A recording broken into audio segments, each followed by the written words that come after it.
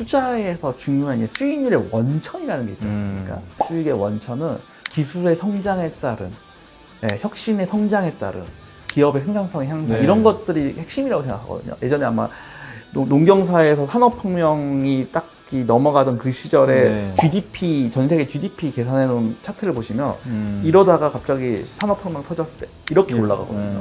엄청난 상승을 보여주는데 지금 시대가 바로 AI에 기반한 그 혁명을 우리가 목도하는 세상이 아닌가 저는 생각을 하고 있고요. 이런 관점에서 주식을 사야 된다, ETF를 사야 된다라고 하면 저는 기본적으로 그 평생 모아간다라는 표현이 마음에 들지 않습니다. 아, 그게 마음에 안 든다? 왜 그러냐면 그 은퇴 시점, 결국에는 돈이 나가는 시점이 있거든요. 중요한 건 어떻게 쓸 거냐, 이게 어떻게 벌어서 어떻게 쓸 거냐까지도 저는 생각을 해야 된다고 하는 포인트가 있습니다. 이 상품은 기본적으로 장기 투자가 어려운 분들한테 필요한 상품입니다. 왜냐면 장기 투자가 가능하면 굳이 이 복잡한 매매가 필요가 없죠. 그냥 냅두시면 되죠. 이 상품은 이제 약간 단기 투자, 한 2년 정도는 나는 가져갈 수 있는데 2년 뒤에 무슨 일이 생길지 몰라 까지의 투자분들한테 좀 적합하신 거고요.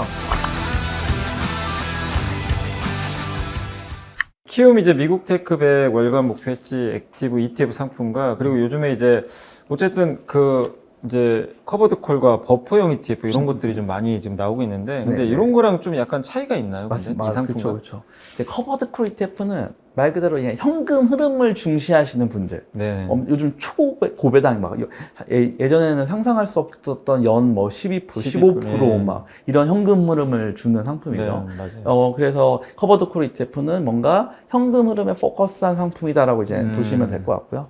버퍼 ETF는 좀 어려워요. 이 버퍼 ETF는 사실 버퍼 ETF에 담겨져 있는 철학도 마치 이 프로텍티브 푸드 구조랑 동일하게 아래를 막고 싶은 근데 아래를 막고 싶은 상품인데 이게 너무 비싼데 저희는 손으로 매매하는 방법을 선택을 했다면 버퍼는 이게 비싼 옵션을 매수를 했으니 싼 옵션을 두 개를 아래랑 위랑 아래에서 두 개를 팔아서 이 비용을 충당하겠다는 개념이거든요. 이 상품의 특징은 뭐냐면 시장이 어떤 제한된 선 10%와 그 캡이라고 하는 그 10몇 프로 요 사이에 시장에 있을 걸로 예측됐을 때 유리한 상품이라고 보시면 됩니다. 저희 상품은 뭐 미국에서 이제 이 상품 이런 유형의 상품을 부르는 이름이 테일 리스크 헤지 ETF입니다. 뭐 블랙스완 리스크가 알려져 있는 그런 꼬리 위험이라고 하잖아요. 갑자기 충격적으로 쇼크가 나서 시장이 급락해버리는 그런 사건이 발생했을 때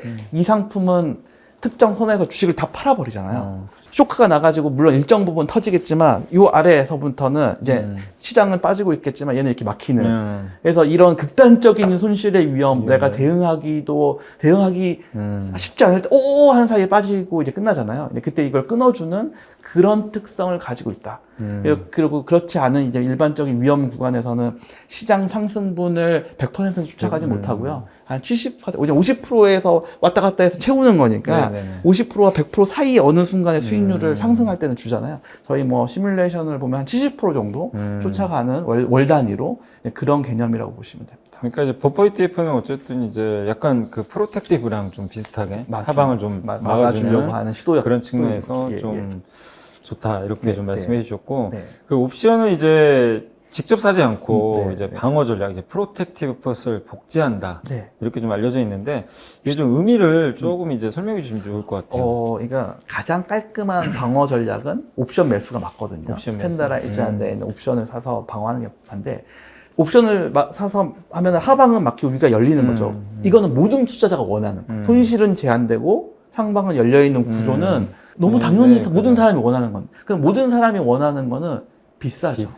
그냥 너무 비싼 거예요.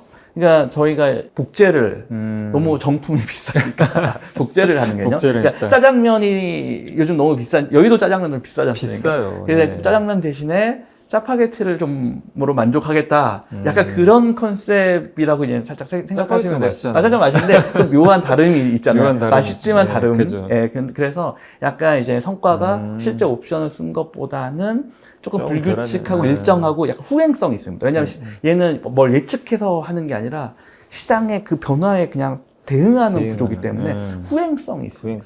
그래서 약간 그런 이제 단점이 존재한다라는 거죠. 예. 기본적으로 우리가 원하는 이제 하방을 막는 것 자체를 하려면 너무 좋은 거는 옵션 사면 되는데 너무 비싸다. 네. 그래서 이제 그 부분을 좀 만회하기 위해서 복제를 한다. 네. 이렇게 좀 생각해 주시면 좋을 것 같고. 맞습니다. 그래서 실제로 이렇게 하락을 이제 방어해 준다고 하셨는데 지난 4월에 실제 이제 사례 좀 설명해 주시면 좋을 것 같아요. 맞습니다. 진짜 뭐 난리가 났잖아요. 그때 관세 때문에. 그래서 그러면 그때 당시로 좀 돌아가서 어떻게 좀 위험 관리를 했는지 그걸 한번 설명해 주시면 좋을 것 같아요. 네, 제가 이제 아마 연초 이후 차트를 보면서 이제 설명을 드리고 싶은데요. 연초 이후에 이제 사실 올해 2025년 시작할 때부터 시장에 좀 변동성이 존재를 했었습니다. 시장의 변동성을 존재를 했었기 때문에 그 변동성을 저희가 이제 잘 이렇게 대응을 하고 있었는데 이제 사실 시작 실제 하락하는 거는 뭐 2월부터 실제로 약간 시장물 하락하고 있었던 상황이었고요. 차트를 보시면 아시겠지만 2월에 이미 저희가 지키고자 하는 방어선을 터치를 해서 선이 이렇게 계단으로 방어가 되는 그런 부분이 보이실 텐데 2월부터 이제 그게 이제 계단식으로 이렇게 하락하는 걸 보실 수가 있습니다. 저희 상품은 특정 혼자서 저희가 주식을 다 비운 순간을 의미를 하는 거겠죠. 그 시장이 이렇게 쭉 하락하는 구간에서 이렇게 막고 있다가 이 상품의 특징이 뭐냐면 월초에 50%로 바뀐다고 했잖아요.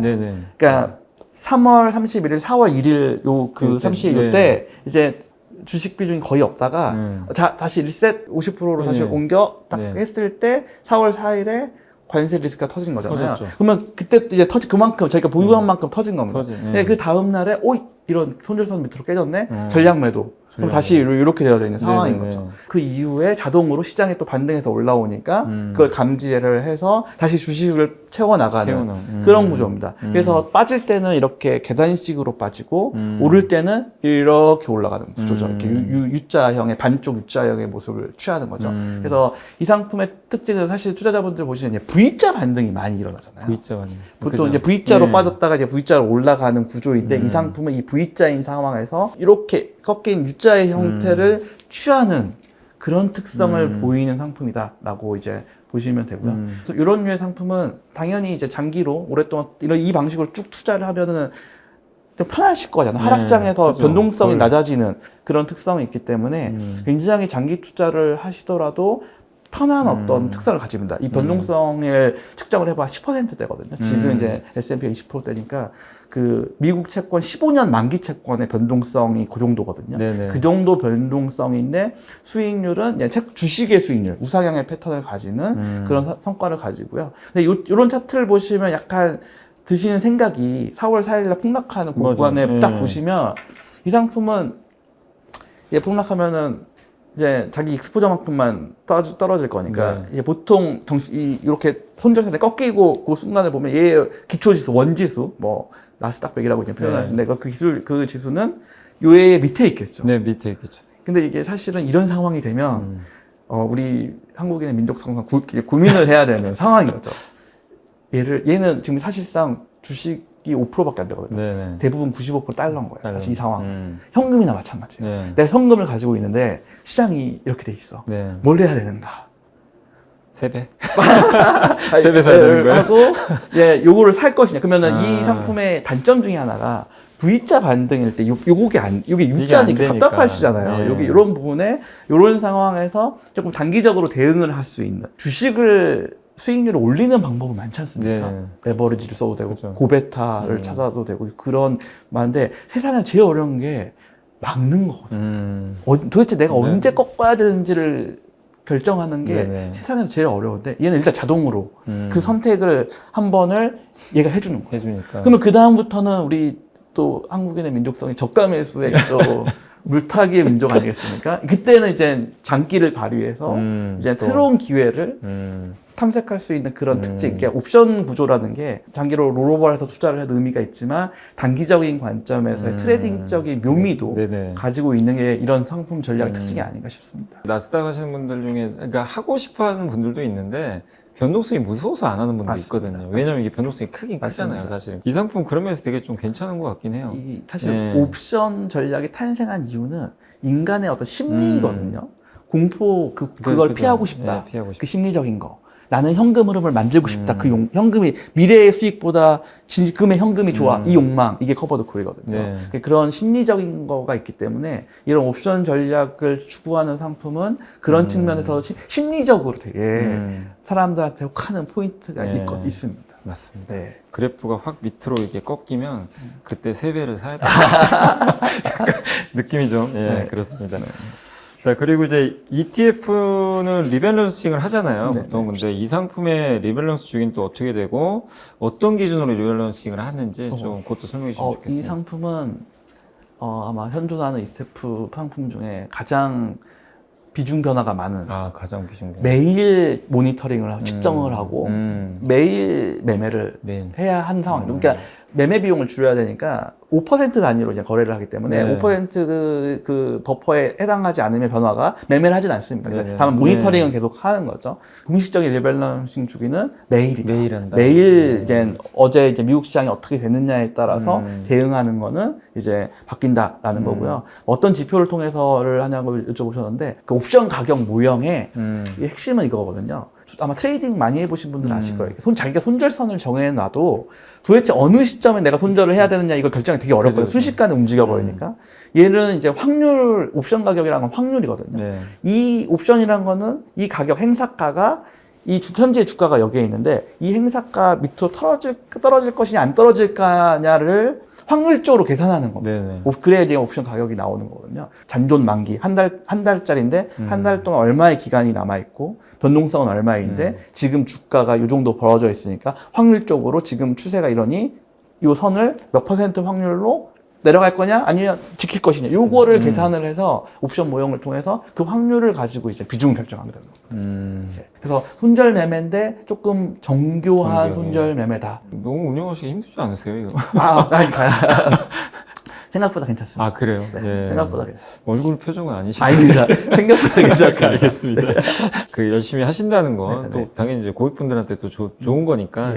어쨌든 잦은 이제 이렇게 리밸런싱 하게 되면 아무래도 이제 보수가 좀 많이 들어갈 수가 있잖아요. 그러면 그 보수가 좀 어느 정도 되고 투자가 실제로 그럼 매월 체크해야 되는 그런 부분들은 좀 뭔지 설명해 주시면 좋을 것 같아요. 저희가 지금 총보수가 0.49 정도 되고요. 뭐 이제 투자자분들 합성 총보수 이런 거를 전체 비용은 궁금해 하시는데 아직 정확히는 안 나오는데 저희가 매매 비용으로 어쨌든 최소화를 추구를 해서 뭐 매매 비용은 0.5% 정도 원체 이제 거래가 많다 보니까 이제 매매 비용이 존재할 것 같고요.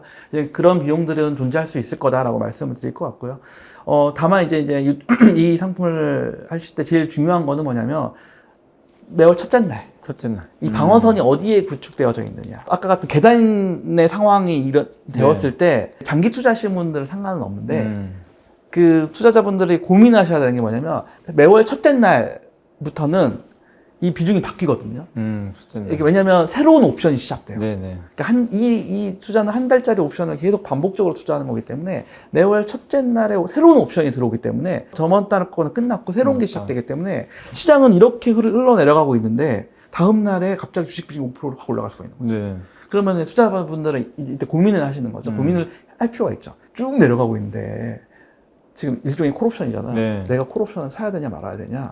이런 거를 8월 매월 1일 전에 판단은 하는 이제 그런 이제 주기가 필요한 거죠. 그래서 그냥 그런 관점을 모니터링 하시면 투자에 도움이 많이 될 것 같다라는 겁니다. 운영 구조나 이제 결과에서 이제 기존 옵션, 풋옵션 이제 직접 매수와 좀 비교를 해가지고 장점이나 단점을 좀 솔직하게 얘기해 주시면 또 좋을 것 같아요. 이제 장점이라고 하면은 비용이 좀 낮다. ETF는 이제 포트폴리오를 공개하잖아요. 이제 포트폴리오 공개를 하는데 그 매일매일 주식 비중을 공개를 해요. 그러니까 오늘 얘가 왜 이렇게 움직였고 내일 또는 얘가 왜 이렇게 움직였는지 투명하게 공개가 되는 거죠. 근데 옵션을 써버리면 옵션은 이 안에 델타가 있지 않습니까? 만기 이제 그 시점에 따라서 그 일반 대중들은 얘가 왜 이러는지를 정확하게 예측이 안 돼요. 뭐 대표적으로 이제 버퍼 ETF 같은 걸 보면 이게 1년 옵션을 쓰거든요, 만기. 얘는 진짜 사람의 직관, 내가 생각했던 거랑 완전히 다르게 움직입니다. 그래서 되게 어려운 부분인데 저희 거는 굉장히 직관적으로 수익률을 해석할 수 있는 것이 이제 장점이라는 거고요. 단점은 아까 말씀드렸던 그런 이제 V자류, 후행성이 일부 존재하기 때문에 굉장히 급등락하는 장에서 조금은 일반 옵션 대비했을 때 뭔가 불규칙하고 일정하지 않는 모습을 보여줄 수 있다. 이런 부분들이 이제 단점일 것 같습니다. 네. 지수를 추정하는 ETF는 사실 이제 뭐 평생 모아서 사실 워런 버핏도 얘기를 했잖아요. S&P 500 이제 투자하라고 얘기를 했는데 뭐 전문가분들이 이런 얘기 많이 하시는데 뭐 이 상품은 어떤 거예요? 저는 기본적으로 그 평생 모아간다라는 표현이 약간 마음에 들지 않습니다. 그게 마음에 안 든다. 왜 그러냐면 그 은퇴 시점 결국에는 돈이 나가는 시점이 있거든요. 그렇죠, 들어오는 그렇죠. 돈보다. 그러니까 평생 들고 갈 수도 있는데 평생 모아가는 거는 어디선가 끊겨야 되고 사실 투자는 그 수단이잖아요. 네. 중요한 거는 어떻게 쓸 거냐. 어떻게 벌어서 어떻게 쓸 거냐까지도 저는 생각을 해야 된다고 하는 포인트가 있습니다. 그래서 약간 평생 모아간다라는 부분은 조금 네네. 이제 더 저희가 깊게 생각해 볼 필요가 있다고 저는 생각하고요. 한국의 일반적인 연령 구조를 봤을 때 지금 40대, 50대, 60대 이분들이 되게 많으시거든요. 네네. 이분들한테 평생 모아가라? 이런 표현은 좀 그렇잖아요. 그치. 이 상품은 기본적으로 장기 투자가 어려운 분들한테 필요한 상품입니다. 장기 투자가 어려운 단기 투자를만 해야 되는 분들한테 위한 상품입니다. 왜냐하면 장기 투자가 가능하면 굳이 이 복잡한 매매가 필요가 없죠. 그렇죠. 그냥 냅두시면 되죠. 한 5년, 10년 정도 냅두시면은 제일 싸고 깔끔한데 모든 사람이 처해 있는 상황이 그게 가능한 건 아니거든요. 그렇기 때문에 이 상품은 이제 약간 단기 투자, 한 2년 정도는 나는 가져갈 수 있는데 2년 뒤에 무슨 일이 생길지 몰라. 까지의 투자분들한테 좀 적합하신 거고요. 뭐 물론 투자 기간을 떠나서 나는 위험 회피도가 지금 막 시장의 불확실성 막 그런 것들을 막 보고 계좌 까봤더니 마이너스 8알씩 보면 심장이 떨려면은 이거 건강에도 안 좋잖아요. 그죠. 난 그런 게 싫어. 그래도 난 적게 먹어도 되니까 난 그런 걸 보기 싫어 하는 분들을 위한 상품이라고 보시면 됩니다. 투자는 하고 싶은데 근데 뭔가 좀 변동성은 또 나올 것 같아서 맞습니다. 불안도 하고 그러니까 안 하자니 뭔가 좀 그렇고 그럴 때 오히려 맞습니다. 이 하방을 막아주기 때문에 고수익이 중요한 게 아니라 적당한 수익률이 중요하거든요. 적당한 수익률. 딱 이거 저한테 너무 잘 맞는 것 같은데. 키움 미국 테크 100 월간 목표 해지 액티브 ETF가 이제 혹시 그 조합해서 쓰면 또 이렇게 자산 배분 효과가 좀 극대화될 수 있는 그런 ETF가 있으면 하나 추천해 주시고 그 이유도 한번 설명해 주시면 좋을 것 같아요. 네. 자산 배분 전략에는 저는 3가지의 큰 유형이 있다고 생각하거든요. 자산 배분 전략에는. 하나는 고정형 6대4, 7대3으로 고정하는 방식이잖아요. 두 번째는 TDF처럼 디리스킹, 나이에 따라 디리스킹. 세 번째는 동적으로 매매하는 거거든요. 지금 이 상품은 이미 이 ETF 안에서 주식과 채권을 동적으로 가장 보수적인 방법으로 자산 배분을 하는 거거든요. 동적으로 매일 가장 보수적으로 하는 거예요. 이미 그러니까 자산 배분은 이 안에 끝나 있는 거거든요. 그래서 이 자산 배분이라기보다는 아까 말씀드렸던 이 상품의 단점이라고 할 수 있는 V자에 약하다. 이런 걸 보완하기 위해서 레버리지 ETF가 궁합에 딱 맞다. 급락했던 이 구간에 주식 천천히 채워 올라가는 이 문제를 해결하기 위해서는 요때가 필요하다. 이거는 우리나라 투자자분들이 너무 잘하는 영역이 아니냐 싶고요.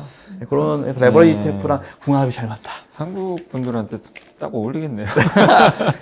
이게 저는 개인적으로 예전에 그 레버리지랑 인버스를 번갈아 가면서 투자하던 시절이 있었는데 인버스를 해보면 쉽지 않거든요. 이게 비용도 있고 이렇게 돈이 더 들어가고 어렵거든요. 그러니까 그 역할을 약간 이런 애가 대신해준다라는 컨셉도 이해하시기에 좋으실 것 같아요. 키움 미국 테크 100 월간 목표 했지 ETF 자체가 사실 자산 배분이 아예 들어가 있기 때문에 이걸 하는 순간 이제 자산 배분이 되지만 변동성이 아래로 아주 커졌을 때 그때 이제 나스닥 레버리지를 섞었으면 좀 좋을 수 있다. 맞습니다. 이렇게 좀 언급해 주셨고. 자, 그리고 이제 본부장님이 그 DC형 이제 뭐 퇴직연금 계좌 좀 운영하고 계실 것 같은데 실제로 본부장님이 가장 많이 담고 있는 ETF 3가지 있으시면 한번 꼽아 주시면 좋을 것 같아요. 네. 저는 근데 약간 막 ETF 종류를 막 늘리는 스타일은 아니었는데요. 제가 이제 원래 DB형이었다가 이제 DC형으로 바꾼 지가 얼마 안 되긴 하는데 그 DB형이었다가 DC형으로 바꿔서 제가 이제 전 직장에 들고 있을 때 제가 되게 좋아했었던 상품이 타이거 미국 테크탑 10 타겟 커버드 콜. 타사 얘기인데 제가 만든 거긴 한데 이게 진짜 제가 봤을 때는 진짜 명품이거든요. 명품이죠. 그러니까 커버드 콜을 이게 만든 설계자들 입장에서 봤을 때도 되게 명품 ETF인데 요거를 사실 되게 많이 들고 있었어요. 이거를 얼마 전까지, 지난주까지 들고 있다가, 이제 저희 이번에 방금 소개해드렸던 그 상품 출시하고 하고 나서 전략 매도하고, 네, 전략 매도하고, 저희 이번에 나온 그 미국 테크백 월간 목표 해지 액티브 ETF로 이제 완전히 다 바꿨습니다. 완전히 다 바꿨다. 네, 완전히 다 바꿨습니다. 한 종목만 들고 있어요. 너무 급하게 하신 거 아니에요? 예, 명품으로 생각하셨다. 왜냐면 게임에 또 수익률이 많이 좋아가지고 아주 기분 좋게 보내주셨습니다. 알겠습니다. 타사지만 아까 뭐 타사 얘기도 해주셨지만 이건 정말 좀 탐나는 상품이 혹시 있으신지? 방금 말씀드렸던 미국 테크 탑10 타겟 커버드 콜도 굉장히 괜찮은데 타이거의 그 나스닥백 타겟 데일리 커버드 콜이라고 그러니까 원데이 옵션을 가지고 이제 만든 그 상품인데 너무 잘 맞는 것 같아요. 그것도 혹시 만나셨어요? 네, 하는데 네. 그 상품이 특징이 뭐냐면 지금 그 한국 ETF 이제 히스토리 중에 상장하는 첫날 가장 많이 팔린 상품 1위. 1위요? 제가 이제 그 상품을 보면은 되게 매력적인 것 같습니다. 굉장히 멋지게 잘 만들어진 상품이 아닌가. 그리고 이게 아마 검증이 되면 지금도 되게 신뢰하시는 분들이 많은데 검증이 끝나고 나면 엄청 좋아하실 것 같아요. 그러면 향후 이제 5년간 꾸준히 모아갈 수 있는 그런 ETF 있으면 뭐 한두 가지 또 뭐 국내도 상관없고요. 한번 얘기해 주시면 좋을 것 같아요. 투자에서 중요한 게 수익률의 원천이라는 게 있지 않습니까? 이게 가장 기존권적인 베이스는 자본주의 사회에서 시장 경제 전체가 성장하는 그 효과. 그게 패시브 투자 철학의 어떤 가장 기본인 것 같은데요. 그거 다음에 가장 중요한 수익의 원천은 기술의 성장에 따른 혁신의 성장에 따른 기업의 생산성의 향상 이런 것들이 핵심이라고 생각하거든요. 예전에 아마 농경사에서 산업혁명이 딱 넘어가던 그 시절에 GDP, 전 세계 GDP 계산해 놓은 차트를 보시면 이러다가 갑자기 산업혁명 터졌을 때 이렇게 올라가거든요. 엄청난 상승을 보여주는데 지금 시대가 바로 AI에 기반한 그 혁명을 우리가 목도하는 세상이 아닌가 저는 생각을 하고 있고요. 오픈 AI에서 챗GPT가 처음 나왔을 때 약간 쇼크가 있었지 않습니까? 그거를 AI의 어떤 페이지가 바뀌는 어떤 혁명적인 포인트가 라고 얘기를 하면 그런 변화의 모먼트가 앞으로 한 두세 번 더 있을 것 같아요.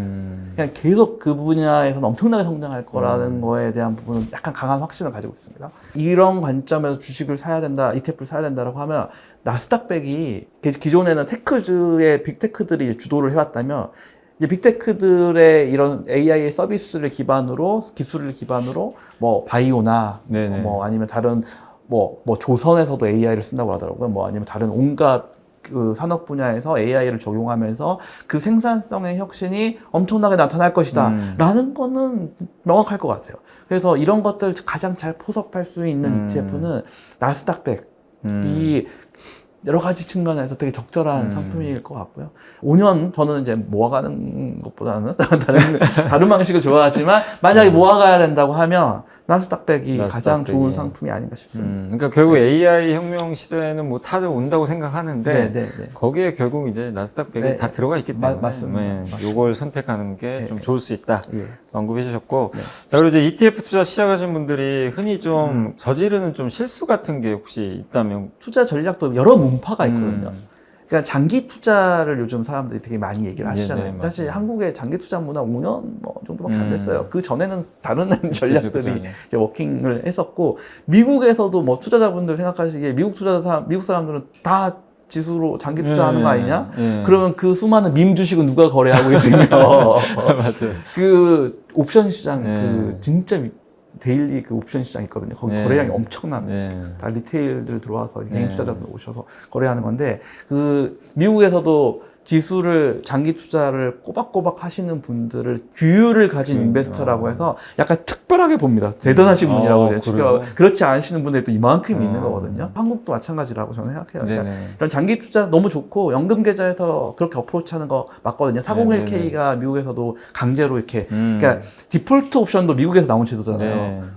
오죽 사람들이 장기 투자를 안 하면 강제로 투자하게 했겠어요. 이게 원리는 그건데 이제 연금 계좌나 이런 것들에서는 장기 투자를 하는 거 맞고 그 젊은 분들 30대에서 40대 좀 짧아요, 기간이. 근데 그런 분들은 분명히 장기 투자하는 게 저는 맞다고 생각하지만, 뭐 45세 이후에 지금 나 50세를 60세 이쪽으로 가시는 분들은 네네.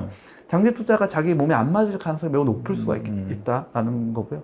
45세 이후부터는 제가 봤을 때는 이미 인출기, 내가 이제 현금을 빼쓰는 그런 구간에 내가 어떻게 투자를, 자산 구성을 네네. 가지고 있어야 하는가를 이미 설계하고 계셔야 될 것 같아요. 왜냐하면 45세 이후부터는 뭐 자녀분들의 어떤 몇 명을 낳을지나 뭐 이게 이런 것도 정해지잖아요. 그러니까 돈이 어떻게 앞으로 나갈 거냐라는 것들이 어느 정도 구성이 되기 때문에 그런 정보들을 바탕으로 내가 은퇴 이후에 이제 소득이 끊겼을 때 네. 굉장히 이제 되게 크리티컬한 문제거든요. 갑자기 소득이 끊기는 거니까. 그때 내가 어떻게 살 수 있는가에 대한 설계를 최소 45세부터는 하셔야 된다. 그러니까 장기 투자, 뭐 ETF, S&P 500 이런 분들한테 정답이 아닐 수도 있다라는 것도 뭐 맞을 수도 있지만 아닐 수도 있다는 것도 저희가 감안해서 공부를 좀 많이 해야 된다. 네, 투자는 좀 어렵다라고 저는 생각합니다. 본부장님께서 그럼 생각하는 ETF는 무엇인지, 그러니까 뭐 철학 같은 거 있으시면 뭐 얘기해 주시면 또 좋을 것 같아요. 진짜 ETF라는 게 그 나라의 자본시장의 뭐 환경이 다 드러나는 거예요. 네. 이 되게 고도화된 인프라가 필요하거든요. 거래소에 상장을 시킨다라는 거는. 이제 그런 걸 측면에서 봤을 때 그런 사회, 자본시장의 환경을 비추는 거울 같은 역할을 하는데 2008년부터 9년부터 뭐 2010 몇 년간 10여 년간 박스 피해 시절에는 ETF의 역할을 레버리지 인버스가 해줬어요. 네, 박스 피해 대응하는 전략은.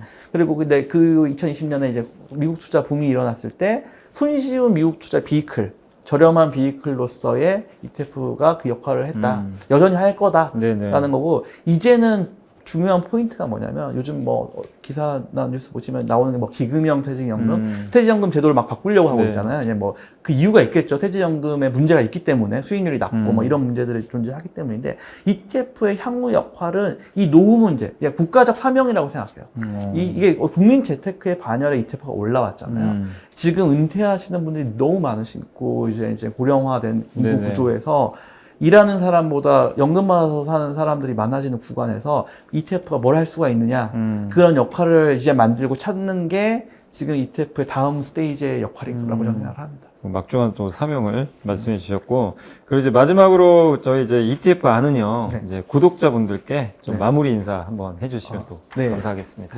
키움 ETF 사실 투자자분들이 잘 모르세요. 원래는 이제 코세프라고 해서 2002년에 한국에 ETF가 처음 도입될 때 같이 시작하면서요. 업력은 엄청 깁니다. 근데 이제 투자자분들 사이 아직 좀 약간 기억에서는 좀 이제 멀어져 있는데 저희가 최근에 뭐 인력 구성이라던가 새로운 상품에 대한 도전, 뭐 오늘 소개드렸던 상품처럼 새로운 혁신을 주도하려고 열심히 준비 중이어서 뭐 제가 아까 투자는 되게 어렵다고 생각하거든요. 투자에는 왕도도 없고 돈 벌기는 원래 어렵고요. 그런 어려운 길을 저희가 쉽게 갈 수 있는 방법을 저희 회사에서 공부하고 준비하고 있다. 향후에도 좀 많은 관심, 사랑 부탁드린다고 좀 구독자님들께 말씀드리고 싶습니다. 여기 키움 자산운용의 이경주 본부장이 오셨으니까 뭔가 정말 큰 히트 상품이 하나 나와서 좀 인기를 좀 끄시기를. 그래서 저도 한번 응원 한번 하도록 하겠습니다. 감사합니다. 자, 그래서 오늘 이것으로 오늘 아는 형 순서는 마치도록 하겠고요. 오늘 이제 귀한 걸음 해주신 키움 자산운용의 이경준 본부장님 다시 한번 감사드립니다. 감사합니다. 네, 감사합니다, 이사님.